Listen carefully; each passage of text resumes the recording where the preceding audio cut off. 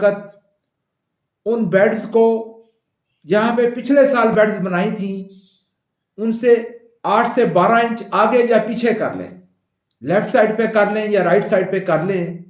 बिल्कुल उसी जगह पे इस साल बेड ना बनाएं या पटड़ी ना बनाएं जिस जगह पे पिछले साल बनाई गई थी, क्योंकि जब कपास की फसल को पानी दिया जाता है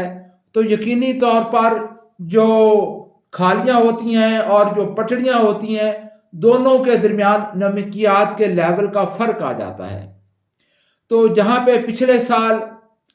नाली थी या डिच थी, अगर वहां पे इस साल बेड बन जाएगी तो देखते हैं कि कपास के पौधे की जड़ों को अपनी बढ़ोतरी के लिए, जड़ों को नशोनुमा के लिए बहुत अच्छा स्पेस मिल जाएगा, बहुत अच्छी वहाँ पे इन्वायरमेंट उसको मिलेगा ज़मीन के अंदर, जिससे पौधों की जड़ों की नशोनुमा बहुत अच्छी हो सकेगी।